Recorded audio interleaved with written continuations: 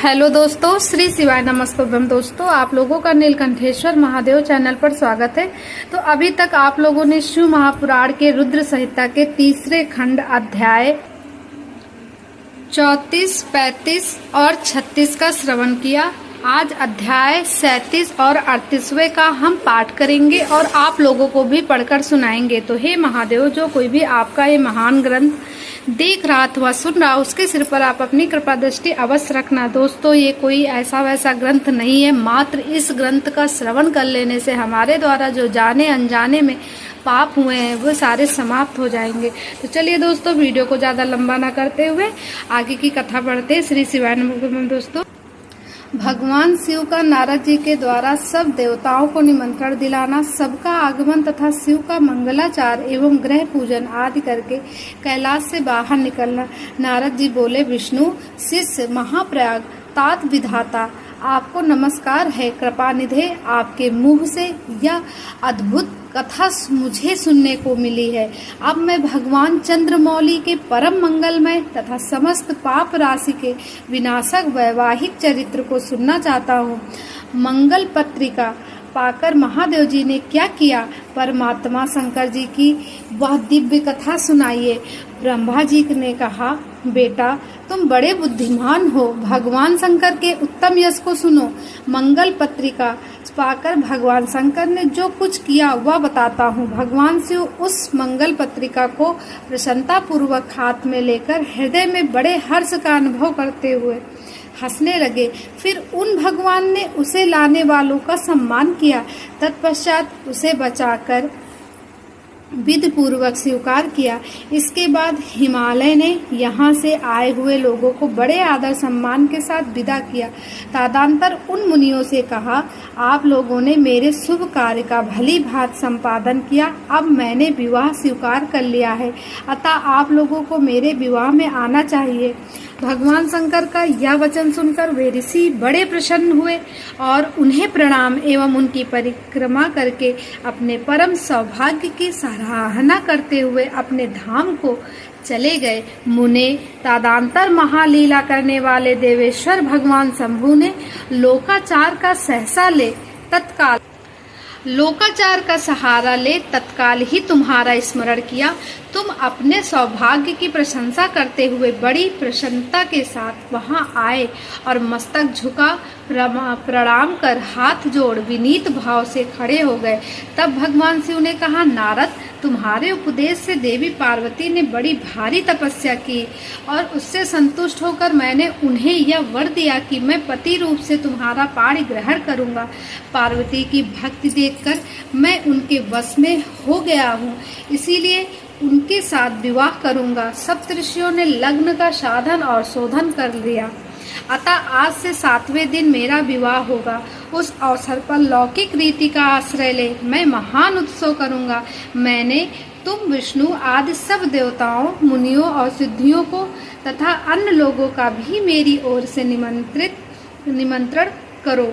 सब लोग मेरे शासन की गुरुत्ता को समझकर प्रसन्नता और उत्साह के साथ सब प्रकार से सज धज कर स्त्री पुरुषों को साथ लिए यहाँ आए। ब्रह्मा जी कहते हैं, मुने, भगवान शंकर की इस आज्ञा को सिरोधार्य करके तुमने शीघ्र ही सर्वत्र जाकर उन सबको निमंत्रण दे दिया। तत्पश्चात शंभु के पास आकर उनकी आज्ञा के अनुसार तुम वहीं ठहर गए। भगवान शिव भी उन सब देवताओं के आगमन की उत्कंठा पूर्वक प्रतीक्षा करते हुए अपने गणों के साथ वहीं रहे। उनके सभी गण संपूर्ण दिशाओं में नाचते हुए वहां बड़ा भारी उत्सव मना रहे थे। इसी बीच में भगवान विष्णु सुंदर वेश धारण किए अपनी पत्नी और दल बल के साथ शीघ्र ही कैलाश पर्वत पर आए और भक्ति भाव से भगवान शिव को प्रणाम करके उनकी आज्ञा पाकर प्रसन्नता पूर्वक उत्तम स्थान में ठहर गए। इसी प्रकार मैं अपने गणों के साथ स्वतंत्रता पूर्वक शीघ्र ही कैलाश गया और भगवान शंभु को प्रणाम करके अपने सेवकों सहित सानध्य वहां ठहरा।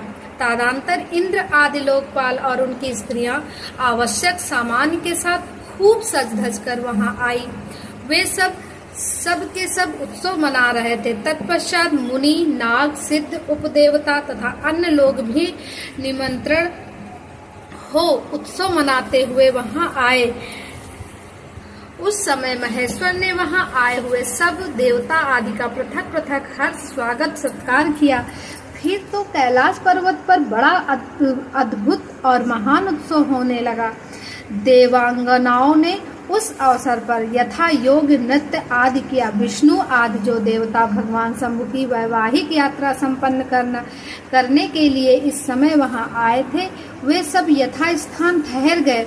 भगवान शिव की आज्ञा पाकर सब लोग उनके प्रत्येक कार्य को अपना ही कार्य समझकर नियंत्रित रूप से करने लगे और इसे शिव की सेवा मानने लगे। उस समय सातों मातृकाएं वहां बड़ी प्रसन्नता के साथ शिव को यथा योग आभूषण पहनाने लगी। मुनि श्रेष्ठ परमेश्वर भगवान शिव का जो स्वाभाविक वेश था वही उनकी इच्छा से उनके लिए आभूषण की सामग्री बन गया। उस समय चंद्रमा एवं उनके मुकुट के स्थान पर जा विराजे। उनका जो सुंदर ललाटवती तीसरा नेत्र था वही शुभ तिलक बन गया। मुने कानों के आभूषणों के रूप में जो 2 सर्प बताए गए वे नाना प्रकार के रत्नों से युक्त 2 कुंडल बन गए। अनन्य अंगों में स्थित सर्प उन अंगों के अति रमणीय नाना रत्नमय आभूषण हो गए। उनके शरीर में जो भस्म लगा हुआ था वही चंदन आदि का अंगराग बन गया और उनके जो गर्ज चर्म आदि परिधान थे वे सुंदर दिव्य दुकूल बन गए। इस प्रकार उनका रूप इतना सुंदर हो गया कि उसका वर्णन करना कठिन है। वे साक्षात ईश्वर तो थे ही, उन्होंने पूरा ऐश्वर्य प्राप्त कर लिया। तदनंतर समस्त देवता यक्ष दानव नाग पक्षी अप्सरा और महर्षिगण मिलकर भगवान शिव के समीप गए और महान उत्सव मनाते हुए प्रसन्नता पूर्वक उनसे बोले, महादेव महेश्वर, अब आप महादेवी गिरिजा को ब्याह लाने के लिए हम लोगों के साथ चलिए, हम पर कृपा कीजिए। तत्पश्चात विज्ञान से प्रसन्न हृदय वाले भगवान विष्णु ने भगवान शंकर को भक्ति भाव से प्रणाम करके उपरयुक्त प्रस्ताव के अनुरूप ही बात कही। भगवान विष्णु बोले, शरणागत वत्सल देव देव महादेव, प्रभु आप अपने भक्त जनों का कार्य सिद्ध करने वाले हैं, अतः मेरा एक निवेदन सुनिए। कल्याणकारी शंभु, आप ग्रह सूत्रों विधि के अनुसार गिरिराज कुमारी पार्वती देवी के साथ अपने विवाह का कार्य कराइए। हर आपके द्वारा विवाह की विधि का संपादन होने पर वही लोक में सर्वत्र विख्यात हो जाएगी। अतः आप कुल धर्म के अनुसार प्रेम पूर्वक मंडप स्थापन और नंदी मुख श्राद्ध कराइए तथा लोक में अपने यश का विस्तार कीजिए। ब्रह्मा जी कहते हैं, नारद भगवान विष्णु के ऐसा कहने पर लोकाचार परायण परमेश्वर शंभु ने विधि पूर्वक सब कार्य किया। उन्होंने सारा अभूतदायिक कार्य करने के लिए मुझको ही अधिकार दे दिया था। अतः वह मुनियों के साथ ले मैंने आदर और प्रसन्नता के साथ वह सब कार्य संपन्न किया। महामुने उस समय कश्यप, अत्रि, वशिष्ठ, गौतम, भगुर, गुरकंठो, बृहस्पति, शक्ति,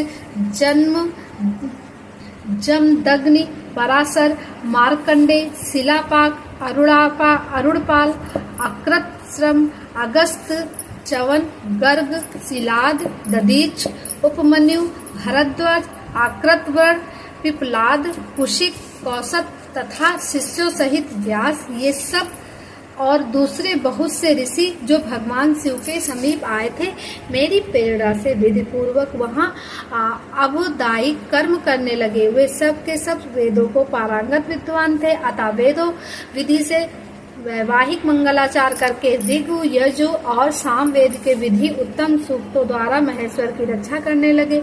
उन सब ऋषियों ने बड़ी प्रसन्नता के साथ बहुत से मंगल कार्य कराए। मेरी और शंभु की प्रेरणा से उन्होंने विघ्नों की शांति के लिए प्रतिपूर्वक ग्रहों का और समस्त मंडलवर्ती देवताओं का पूजन किया। वह सब लौकिक वैदिक कर्म यथोचित रीति से करके भगवान शिव बहुत संतुष्ट हुए और उन्होंने प्रसन्नता पूर्वक ब्राह्मणों को प्रणाम किया। तदनंतर वे सर्वेश्वर महादेव देवताओं और ब्राह्मणों को आगे करके उस गिरि श्रेष्ठ कैलाश से हर्ष पूर्वक निकले। कैलाश से बाहर जाकर देवताओं और ब्राह्मणों के भगवान शंभु जो नाना प्रकार की लीलाएं करने वाले हैं सानध्य खड़े हो गए। उस समय वहां महेश्वर के संतोष के लिए देवता आदि ने मिलकर बहुत बड़ा उत्सव मनाया। बाजे बजे तथा गान और नृत्य हुआ। तो दोस्तों यहीं पर यह अध्याय समाप्त होता है। इसके आगे की कथा हम जानेंगे अगले वीडियो में। श्री शिवाय नमस्तुभ्यं दोस्तों।